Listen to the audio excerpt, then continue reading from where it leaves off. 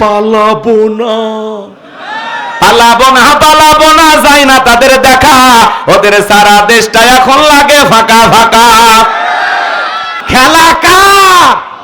যে গর্ত করেছে নিজের গর্তে নিজে পড়েছে, যারা ট্রাইব্যুনাল গঠন করে সোনার মানুষদেরকে ফাঁসির দড়িতে ঝুলেছে, নিজেদের তৈরি করা ট্রাইব্যুনালে ম্যাডামের নামে ফাঁসি রায় হয়ে গেছে। কথা বলে এটা আল্লাহর খেলা। আল্লাহ ধরে ধরে না, যেদিন ধরেছে মামু বাড়ি দিল্লি গিয়ে পড়েছে। কথা বলেন ঠিক কিনা? ইন্না বাতাসা রাব্বিকা লাশাদীদ, আল্লাহর পাকড়াও বড় কঠিন। আল্লাহ যেদিন ধরবে পালানোর জায়গাও পাবে না। বিগত 16 বছরে 11 লক্ষ কোটি টাকা দুর্নীতি করে বিদেশে পাচার করেছে। আছে এক এক এমপি মন্ত্রী হাজার হাজার কোটি টাকার মালিক, নেতার হাজার হাজার বিঘা জমি পড়ে আছে, কোটি টাকার গাড়ি পড়ে আছে, এমপি মন্ত্রী নাই, সব পালিয়ে গেছে। কথা বলেন মন্ত্রীরা সব কোথায় গেল? এমপিরা সব কোথায় গেল? কোথায় কাদের কাকা? ওদের সারা দেশটা এখন লাগে ফাঁকা ফাঁকা। পালাবো না, পালাবো না, পালাবো না, যাই না তাদের দেখা, ওদের সারা দেশটা এখন লাগে ফাঁকা ফাঁকা। আইন মন্ত্রী আটকে গেল আইনেরই ফাঁকে, দাড়ি সারা দরবেশটারে ভণ্ড ভণ্ড লাগে। শুনেছি ভাই কত নেতা নেত্রী খাইতেছে ভাই ডান্ডা, বিচারপতি কালামানিকের ফাটিয়েছে নাকি আন্ডা। সিলেটের মানুষকে ধন্যবাদ। কথা বলে ঠিক কিনা? এই বিচারপতি শামসুদ্দিন মানিক আল্লামা সাইদি হুজুরকে মৃত্যুদণ্ডের রায় দিয়েছে। আমরা শুনতে পাই সেই বিচারপতি মানিককে জামিন দেওয়া হচ্ছে। বিচারপতি মানিক, ইনু মিলন, এদেরকে যদি জামিন দেওয়া হয়, যারা শহীদ প্রেসিডেন্ট জিয়াউর রহমানকে রাজাকার বলতো, পাকিস্তানের গুপ্তচর বলতো, যারা আপনার বাবাকে দিল গালি, আর আপনি তাদেরকে জামিন দিচ্ছেন। কথা বলে না কেন? আমরা দীপ্ত কণ্ঠে বলতে চাই, বিচারপতি মানিককে জামিন নয়, যেই বিচারপতি মানিক কোরআনের মুফাসসির আল্লামা সাইদি হুজুরকে মৃত্যুদণ্ডের রায় দিয়েছে, ওই বিচারপতি মানিককেও মৃত্যুদণ্ডের রায় দিতে হবে। এটা জনগণের চাওয়া। জনগণের পালস আপনারা বুঝতেছেন না, খালি খেলতেছেন। কথা কয় না? জনগণকে নিয়ে খেলেন না। কথা বলেন। জনগণ যা চায়, জনগণের আশা আকাঙ্ক্ষা পূরণের চেষ্টা করেন। জনগণ এদের জামিন চাই নাকি? কেউ আছেন নাকি একজন জামিন চান? বিচারপতি মানিকের জামিন চান? চায় না কেউ। দেশের মানুষকে বোঝেন। ভাই ফাঁসি ফাঁসি, ওটাই তো মৃত্যুদণ্ড মানি ফাঁসি, ওটা বলছি আমি।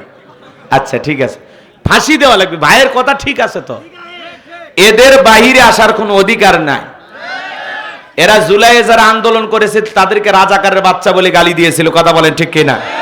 এই বিচারপতি মানিক টকশোতে আসে আমার বোনকে অপমান করেছিল। কথা বলেন ঠিক কিনা?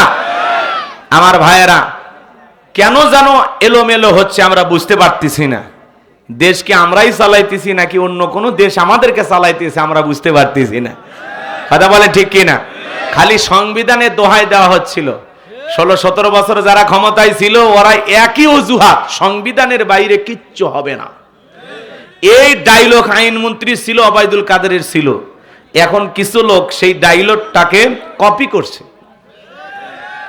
কথা কন, কেউ হয়েছে ওবায়দুল কাদেরের ফটোকপি। সংবিধানের বাইরে কিচ্ছু হবে না। ঠিক আছে, সংবিধানের বাইরে যদি কিছুই না হয়, সংবিধানের বাইরে 2026 সালে নির্বাচন ছিল না। কথা বলেন। বিদায় জনগণের দুঃখ দিন না, জনগণকে কষ্ট দিন না। জনগণ রায় দিয়ে নেতা বানাইছে, এমপি মন্ত্রী বানাইছে। দয়া করে জনগণের আশা আকাঙ্ক্ষা বাস্তবায়ন করুন, জুলাই সনদ বাস্তবায়ন করুন, গণভোটের রায়কে স্বীকার করুন। কথা বলেন ঠিক না? আর যদি বলেন এগুলো কিচ্ছুর দাম নাই, মনে রাখবেন ওরা যদি 16-20 বছর এরকম হয়, আপনারা কত বছর থাকবেন? থাকেন, আল্লাহ যতদিন হায়াত দেয় ততদিন থাকেন। কিন্তু মনে রাখবেন, জনগণকে যদি পাত্তা না দেন, টাইম না দেন, তাহলে এই জনগণ যদি একবার রেগে যায়, খেপে যায়, অবস্থা এমন হবে, সেই পরিবেশ আপনারা দেখেছেন। আমরা শুধু বলতে চাই, এরকম অবস্থা যেন আপনাদের ভাগ্যে না হয়। আপনারা ভালো মানুষ, ভালোভাবে থাকেন, কথা বলেন ঠিক কিনা? দেশের মানুষকে বোঝেন, দেশের মানুষ কি চায় এটা আপনারা বোঝেন, দেশের উন্নয়নে। কারণ ওরা লুটে পুটে খায়া দেশটার 12টা বাজাইছে, এই দেশে আর কিচ্ছু নাই। দুর্নীতি করতে করতে ওরা কামড়ে কামড়ে খাইছে। আবারও যদি দুর্নীতি শুরু হয়, এইবার কোদাল দিয়ে খুঁড়ে খাবি। অতএব আমরা আর এই দেশে দুর্নীতি দেখতে চাই না, কথা বলেন। আমরা দুর্নীতি মুক্ত, চাঁদাবাজ মুক্ত, সন্ত্রাস মুক্ত একটা সুন্দর বাংলাদেশ, ধর্ষণ খুন মুক্ত একটা রাষ্ট্র দেখতে চাই, কথা বলেন ঠিক কিনা?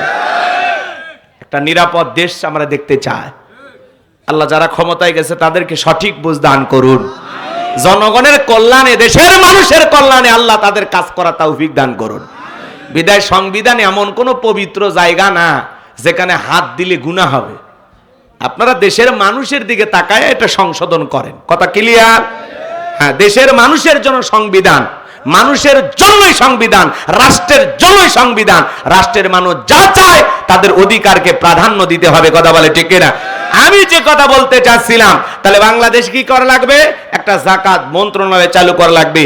আর এই মন্ত্রণালয়ের দায়িত্ব দেশের বিজ্ঞ ইসলামিক স্কলার, দিনের দায়ীদেরকে দেওয়া লাগবে। তারা কি করবে শোনেন, এদেশে একটা জরিপ করা হয়েছে, 10 বছর যদি ধনীদের কাছ থেকে সঠিক পদ্ধতিতে যাকাত কালেকশন করা হয়, আর আল্লাহ তাআলা যাকাতের যে 8টা খাত দিয়েছেন, এই খাত অনুযায়ী যদি সঠিক ব্যক্তিদের কাছে যাকাতগুলো বন্টন করে দেওয়া হয়, 10 বছর পরে বাংলাদেশে একজন গরিব যাকাত নেওয়ার জন্য খুঁজে পাওয়া যাবে না। বলুন আল্লাহু আকবার। কিন্তু আমাদের দেশের অধিকাংশ ধনী হিসাব করে যাকাত দেয় না। উনি ধনী মানুষ, যাকাত হচ্ছে 1 কোটি টাকা, কোনো মতে 5-10 লাখ টাকা যাকাত দিয়ে নিজের 90 লাখ নিজেই মেরে খায়। উনি ধনী মানুষ, যাকাত আছে 10 লাখ টাকা, 2-3 লাখ টাকা দিয়া নিজের 6 লাখ নিজেই মেরে খায়। আর এদেশের অধিকাংশ ধনী পাইছে যাকাত মানি শাড়ি লুঙ্গি, এমন লুঙ্গি কিনে দেয় 200 টাকা দাম, পরে থাকলে জান্নাত জাহান্নাম সব বোঝা যায়। এমন শাড়ি দেয় 300 টাকা দাম, ধুয়ে দিলে শাড়িটা মশারি খুঁজে পাওয়া যায় না। এই ধনী, এই শাড়ি তোর বউরে পরাবি, কথা কর ঠিক কিনা? যাকাত মানে শাড়ি লুঙ্গি না। হযরত ওমর ফারুক ডেকে বলেন, তোমরা যাকাতের অর্থ এমন ভাবে দাও যাতে ওই ব্যক্তি যাকাতের জন্য আর কারো দুয়ারে হাত না পাতে। এই ছেলেটা বেকার বসে আছে, ওরে যাকাতের 1.5 লাখ টাকা দিয়ে কানসাট বাজারে ছোটখাটো ব্যবসা প্রতিষ্ঠান ধরায়া দেন। আল্লাহ চাইলে 5-7 বছর ব্যবসা কইরা ওই ছেলে নিজেও যাকাত দেবে, কথা বলেন ঠিক কিনা? এই ছেলেটা যাকাত দিয়ে দেন, বেকার ছেলে, এর একটা অটো ভ্যান রিক্সা কিনে দেন, দৈনিক 500-700 টাকা ইনকামের ব্যবস্থা হয়ে গেল। এই তরুণ আর বেকার থাকলো না, কথা বলেন ঠিক কিনা? একটা বিধবা নারী আসছে, শাড়ি দিয়ে কিলাপ সেলাই মেশিন দেন, 2টা ছাগলের বাচ্চা দেন, 2টা গাভী গরু কিনে দেন, এগুলো লালন পালন করে ভাগ্যের চাকা ঘোরাবে। যাকাতের অর্থ দিয়া মানুষের কর্মস্থানের ব্যবস্থা করে দিতে হবে। যার যে সমস্যা, সেই সমস্যা অনুযায়ী যাকাতের টাকা বন্টন করে তাদেরকে স্বাবলম্বী বানাইতে হবে, কথা বলেন ঠিক কিনা? বয়স্ক ভাতার কার্ড দিয়া, প্রতিবন্ধীর কার্ড দিয়া সমাজের মানুষকে পরিবর্তন করা যাবে না। এ সমাজের মানুষকে পরিবর্তন করতে হলে যাকাত ভিত্তিক অর্থনীতি চালু করা ছাড়া বিকল্প কোনো পদ্ধতি খোলা নাই। কথা কয় না গো? আমার দিকে তাকান। এদেশের এদিক ধনীরা যাকাত দেবে না, কিন্তু যাকাত কি করা লাগবে? আদায় করা হবে। ইনি ধনী মানুষ, বলেন তো আপনার ব্যাংকের অ্যাকাউন্টে কত, বইয়ের অ্যাকাউন্টে কত, গোপন সিন্ধুকে কত, সাদা কত, কালো কত, লুকায় রাখছেন কত, বালিশের নিচে কত, তোষকের নিচে কত? আপনার যাকাত আছে 2,75,72,500 টাকা। ধনী যাকাত দেবে না, যাকাত আদায় করা হবে। রাগ করছেন? 2 মিনিট একটা ঘটনা বলি, বলবো? মুসা আলাইহিস সালামের নাম আপনারা শুনেছেন। পয়গম্বর মুসা আলাইহিস সালাম কারুনের কাছে যা বলে, কারুন যাকাত দিতে হবে। কারুন ডেকে বলে, আমি যাকাত দিতে পারবো না। মুসা আলাইহিস সালাম ডেকে বলে, যাকাত না দিলে যাকাত আদায় করা হবে। যেই নবী মুসা রেগে গেলে মাথা টুপি ভেদ করে চুলগুলো খাড়া হয়ে যায়। যেই পয়গম্বর আজরাইলকে পর্যন্ত থাপ্পড় মারে, এক ঘুষি মেরে ফিরাউনের এক কিপ্তিকে বিদায় করে দিয়েছে, সেই পয়গম্বর রাগ কম না বেশি? মুসা নবী রাগান্বিত চেহারা দেইকা কারণ ডেকে বলে, পয়গম্বর রাগ করার দরকার নাই। কত টাকা দিতে হবে আমাকে বলেন। মুসা আলাইহিস সালাম ডেকে বলে শতকরা 2.5% দিতে হবে। বলে ঠিক আছে, আমার একটু সময় দেন, আমি হিসাব নিকাশ করে আপনাকে জানাবো। মুসা নবী চলে গেলেন, কারণ এইবার হিসাব নিকাশে বৈশা গেলেন।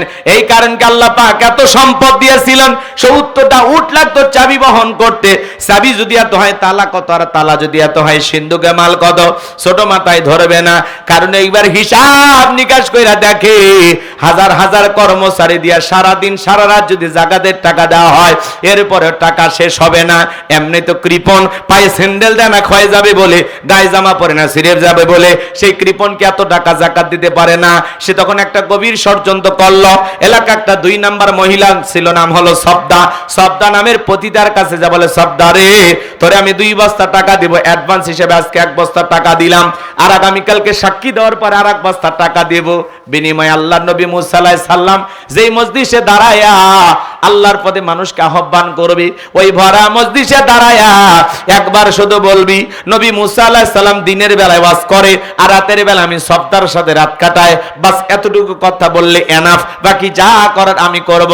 সবদা যেহেতু 2 নাম্বার মহিলা রাজি হয়ে গেল।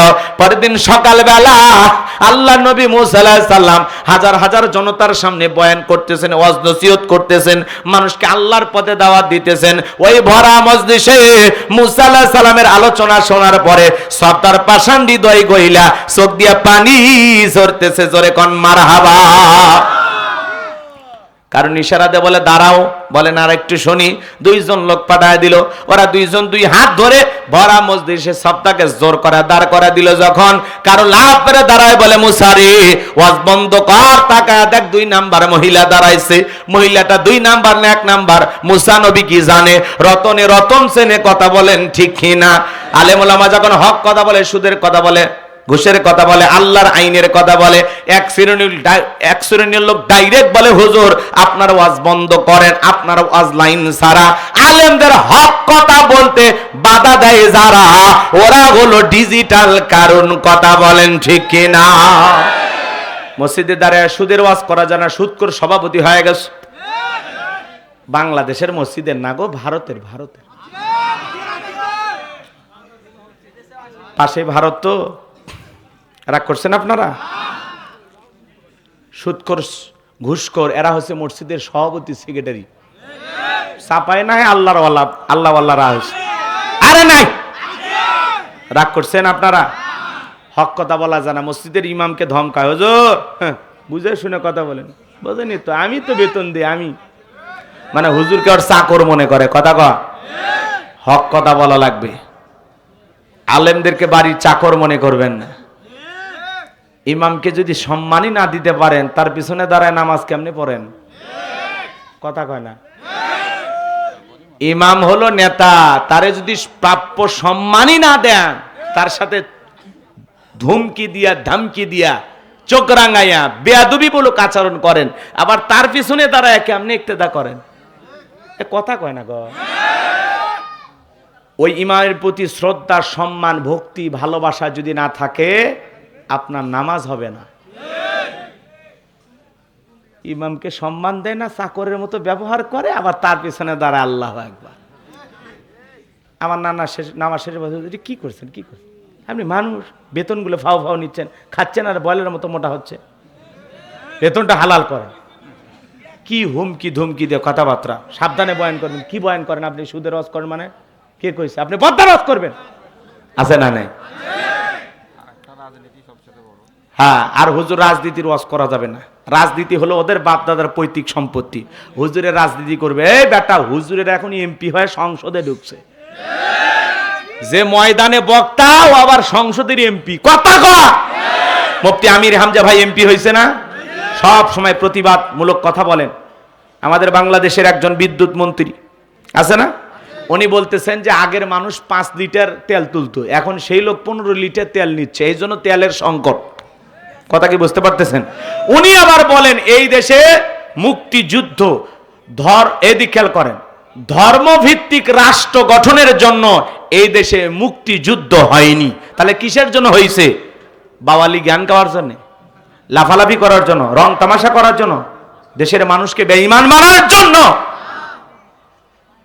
এই মুক্তিযুদ্ধে সব ধর্মের মানুষ অংশগ্রহণ করেছে, যেরকম মুসলমান আলেম ওলামা তেমনি অমুসলিমেরাও, কথা বলেন ঠিক কিনা?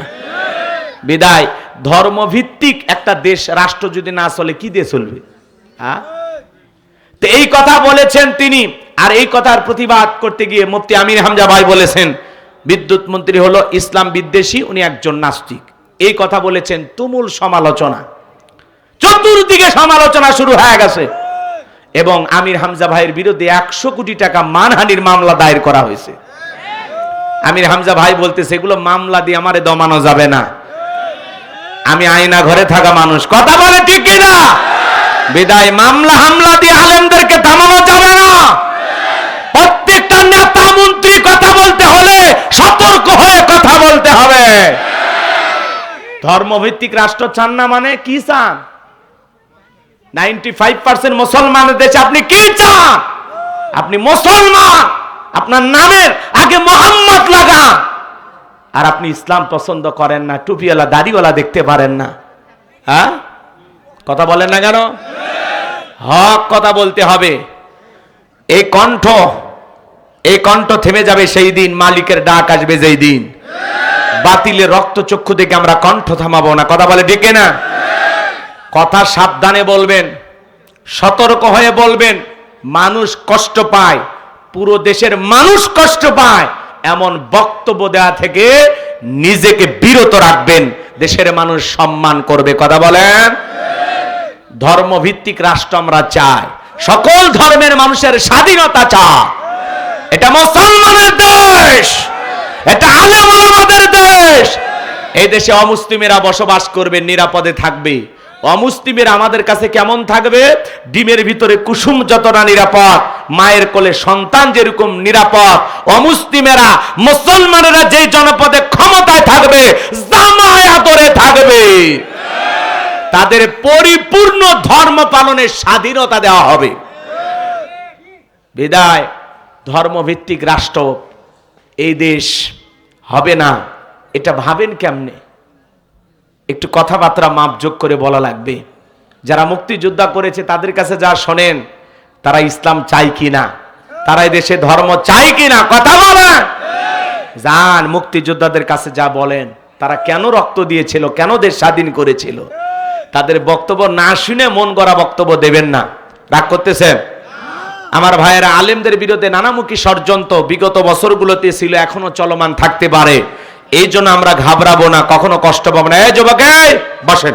তাহলে আমি যে কথা বলতে চাচ্ছিলাম, এদিক ছিলেন, আমার দিকে খেয়াল করেন। খারাপ লাগতেছে? দোয়া করবো?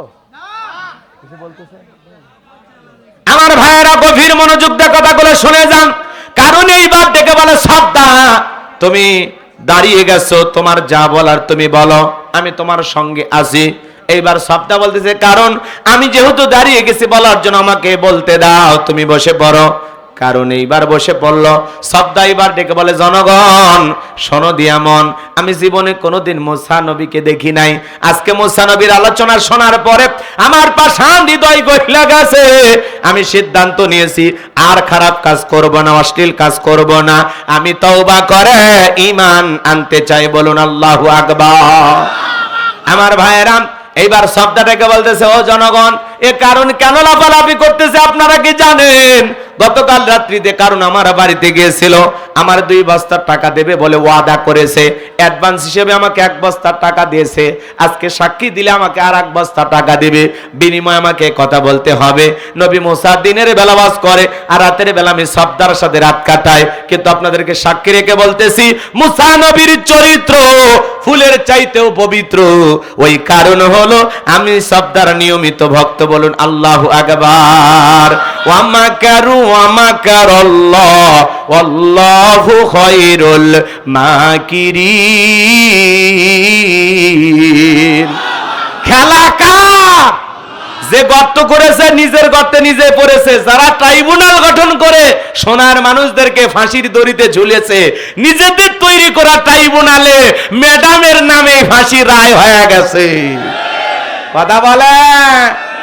এটা আল্লাহর খেলা, আল্লাহ ধরে না। যেদিন ধরেছে মামু বাড়ি দিল্লি গিয়ে পড়েছে, কথা বলেন ঠিক কিনা? ইন্না বাতাশা রাব্বিকা লাশাদীদ, আল্লাহর পাকড়াও বড় কঠিন। আল্লাহ যেদিন ধরবে পালানোর জায়গাও পাবে না। সম্মানিত ভাইয়েরা আমার, গভীর মনোযোগ দিয়ে শোনেন। এইবার সবটা যখন গোপন তত্ত্ব ফাঁস করে দিল, মুসা নবী রাগান্বিত হয়ে ডেকে বলেন, আল্লাহ, চাইতে গেছিলাম যাকাত, আর আমার বিরুদ্ধে এত বড় মিথ্যা অপবাদ মেনে নেওয়া যায় না। আল্লাহ জমিনকে অর্ডার দেন, কারণের ধন সম্পদ সহ জমিন যেন কারণকে গ্রাস করে ফেলেন। আল্লাহ দোয়া মঞ্জুর করলেন, কারণের ধন সম্পদ সহ হাঁটু পর্যন্ত জমিনের ভিতরে চলে গেছে। কারণ ডেকে বলে, মনে করছে ব্যাপার না, দেহ শক্তি আছে, উঠতে পারবো। এইবার খমর পর্যন্ত, মাজা পর্যন্ত যখন চলে গেছে জমিনের ভিতরে, ও বলে ব্যাপার না, উঠতে পারবো। এইবার যখন গলা পর্যন্ত জমিনের ভিতরে চলে গেছে, ডেকে বলে, ও নবী মুসা, ধন সম্পদ যা আছে সব তোমার আর তোমার আল্লাহর, তুমি নিয়ে যাও, জানটা ভিক্ষা দাও। মুসা আলাইহিস সালাম ডেকে বলেন, আল্লাহুস সামাদ, আমার আল্লাহ অমুকফেক্কি, আমার আল্লাহ কারো কাছ থেকে কিছু নেয় না, আমার আল্লাহ কারো কাছ থেকে কিছু চায় না, আমার আল্লাহ শুধু দিয়ে যায়, আমার আল্লাহ হলেন অমুকফেক্কি। কারণ রে, তোর ধন সম্পদ সব জমিনের ভিতরে চলে যা, আর পৃথিবীর ইতিহাসে সাক্ষী থাক, তোর মতো যারা স্বর্ণ রূপা টাকা পয়সা জমা রাখবে, আল্লাহ রাস্তায় খরচ করবে না, কঠিন কিয়ামতের ময়দানে তুই কারণের কাতারে দাঁড় করা, আল্লাহ তাদের বিচার করবে। সূরা তাওবার ভিতরে আল্লাহ বলেছেন, যারা স্বর্ণ রূপা টাকা পয়সা জমা রাখে, আল্লাহ রাস্তায় খরচ করে না, যাকাত দিতে চায় না, তাদের জন্য রয়েছে আযাবের সুসংবাদ। যাকাত দিলে আল্লাহ আপনার সম্পদকে পবিত্র করবে। যাকাত হলো মালের ময়লা, যাকাত দিলে ধনীর সম্পদ কমে না, বাড়ে।